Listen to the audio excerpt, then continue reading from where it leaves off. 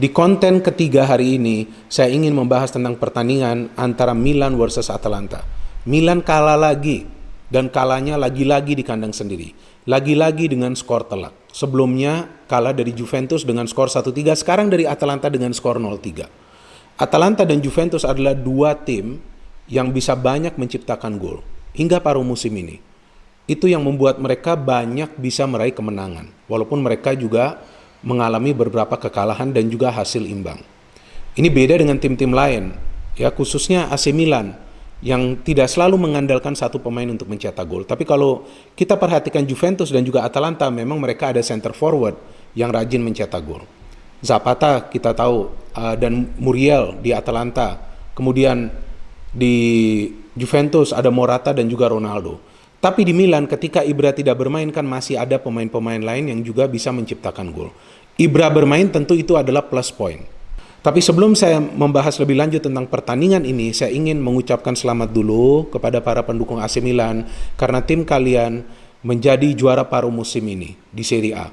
Memang ini bukanlah juara akhir musim, tapi at least ini kan adalah sebuah progres yang luar biasa dari AC Milan.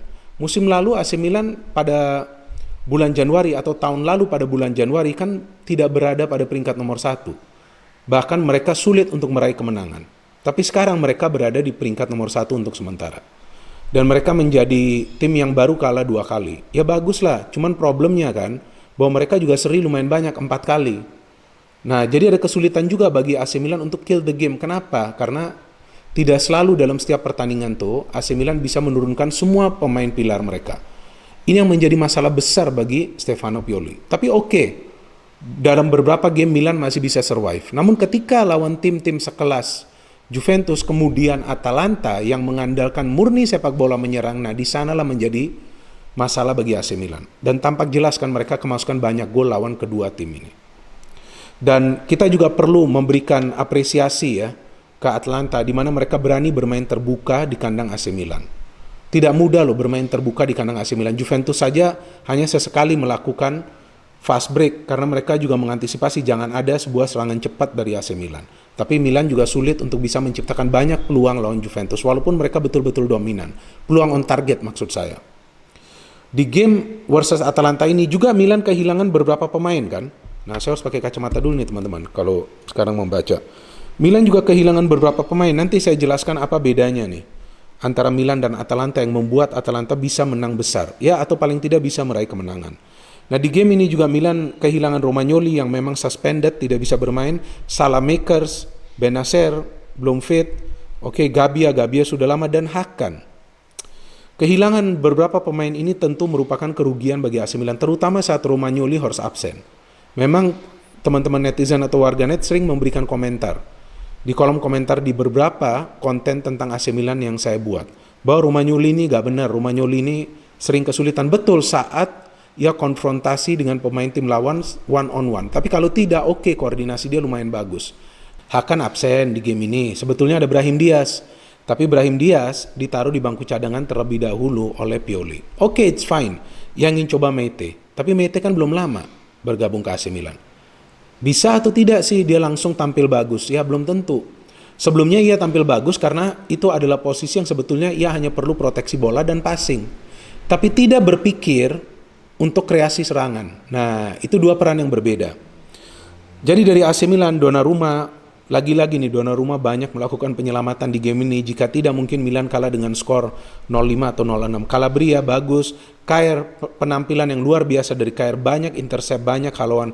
Kalulu sebetulnya tidak buruk, tapi sayang ia tidak bisa melanjuti permainan dan akhirnya ia diganti oleh Musacho yang lebih parah lagi penampilannya kalau saya saksikan. Theo Hernandez, ya disinilah ada sebuah persoalan bagi Theo Hernandez jika ia tidak disiplin. Banyak maju ke depan tapi sering out of position di belakang. Tonali bagus gamenya, Kessie not bad, Castillejo mengecewakan lagi. Meite tadi sudah saya jelaskan ia sulit berkembang sebagai attacking midfielder. Leao tidak bisa bergerak sama sekali. Zlatan bagus, dapat banyak peluang, tapi tidak ada yang on target. Dari Theo Hernandez ia diumpan off target, kemudian dari Tonali juga sama. Ada 2-3 peluang lagi yang ia coba konversikan menjadi gol tapi diblok. Dan lebih banyak memang adalah dari sudut-sudut yang sulit ya. Jadi memang kita lihat bahwa Ibra ini juga bekerja keras untuk mencari ruang bebas. Artinya dia sebetulnya nih dimonitor secara ketat nih oleh para pemain Atlanta. Siapa yang dekat itu yang tekan dia. And then from Atalanta kita tahu bahwa Alejandro Gomez atau Papu Gomez memang akan hengkang ke Sevilla, padahal dia juga pemain yang bagus bagi Atlanta, namun mereka masih punya Ilicic. Ini dia otak serangan bagi Atlanta. Permainannya bagus banget. Banyak umpan-umpan manis yang ia sodorkan. Jadi di sanalah kelebihan Atlanta bahwa mereka punya pemain yang bisa mengatur serangan, beda dengan AC Milan. Dan juga serangan yang mereka bangun ini sinkronisasinya bagus. Jadi teman-teman perhatikan, saat ada satu pemain Atalanta menguasai bola, ada dua pemain Atlanta yang melakukan pergerakan tanpa bola mencari ruang. Dan mereka berhasil lakukan itu dengan baik. Bisa kalian lihat lagi deh tayangan ulangnya. Dan yang membuka ruang ini adalah pemain yang bermain di salah satu sektor sayap. Itulah mengapa bahwa Atlanta lebih banyak menciptakan peluang-peluang berbahaya di babak pertama. Akhirnya kan mereka bisa mencetak gol melalui Romero Gosens yang memberikan umpan tarik. Dan kita lihat Kalulu sedikit terlambat untuk membaca umpan dari Gosens. Dan dia justru berada di belakang Romero. Ya sulitlah bagi dirinya untuk bisa menghalau bola tersebut kan. Dan juga no chance for Donnarumma. Itu udah close range, udah dekat sekali. Dan finishingnya memang bagus banget dari Gosens. So AC Milan perlu memberikan respons, tapi jika kreasi serangannya tidak bisa mereka bangun secara rapi, yang dibangun adalah secara tergesa-gesa melalui Theo Hernandez ataupun Calabria, ya sulit bagi mereka untuk menciptakan peluang yang berbahaya. Tonali banyak memberikan kipas di game ini. Saya melihat ia coba menjadi kreator serangan, tapi sulit, posisinya cukup jauh ke dalam. Dan akhirnya kita lihat ya, di babak kedua itu ada kesalahan menurut saya dari Kessie, karena sebetulnya Ilicic ini kan lagi coba untuk rebutan bola dengan Kalulu. Kessie ini berada di depannya. Saya tidak tahu apakah Kessie itu melihat atau tidak tuh sudah ada Kalulu. Justru ada tangannya yang melayang ke wajah dari Ilicic.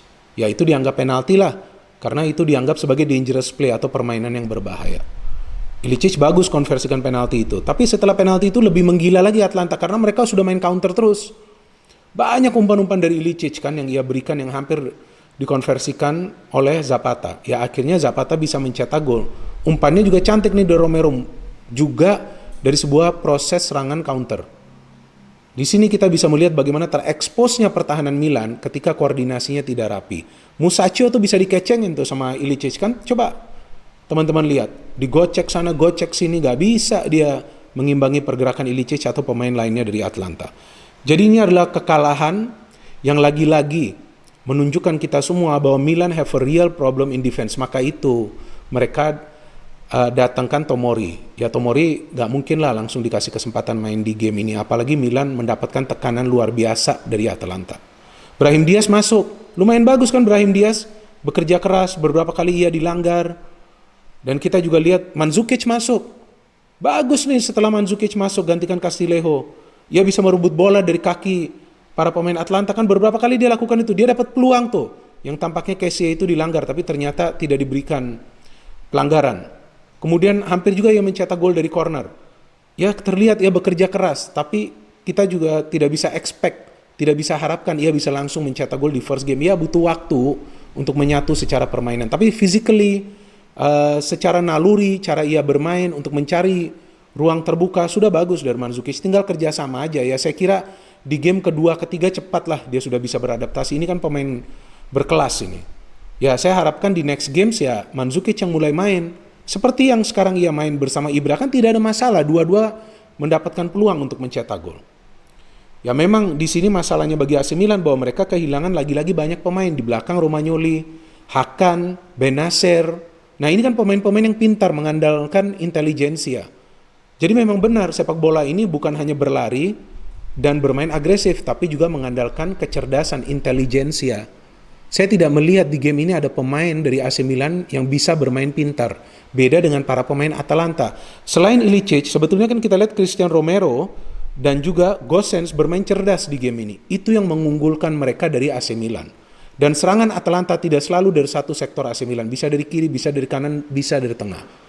Jadi ketika semuanya tidak bisa bermain, penempatan pemain itu harus pas. Contoh Mete, ya mungkin dia sebagai defensive midfielder lebih bagus. Tapi ketika attacking midfielder kan hancur permainannya di sini. Kalulu mungkin jika ia bermain di kanan bisa lebih bagus. Tapi problemnya kan Calabria sudah bagus di kanan. Ya mungkin nanti Tomori yang masuk untuk menemani Romagnoli ataupun Kair. Terima kasih kepada teman-teman yang telah mendengarkan dan menonton analisa terbaru dari channel YouTube Bola Bung Binder. Silakan kalian juga bisa memberikan counter analisa kalian, tapi saya harapkan fans dari AC Milan juga jangan sedih ya, karena memang ini adalah kekalahan yang terlihat wajar Milan alami di atas lapangan. Mereka kalah secara permainan dari Atlanta, tapi masih ada ruang untuk progres, masih ada ruang untuk improvement. Saya ucapkan selamat kepada para pendukung AC Milan yang tim kalian sudah menjadi juara paruh musim. Kita tunggu saja nanti seperti apa sepak terjang AC Milan di pertandingan-pertandingan selanjutnya. Nanti mereka juga akan bermain di Europa League dan juga Coppa Italia nanti kan lawan Inter Milan. No hate, only football, salam sepak bola.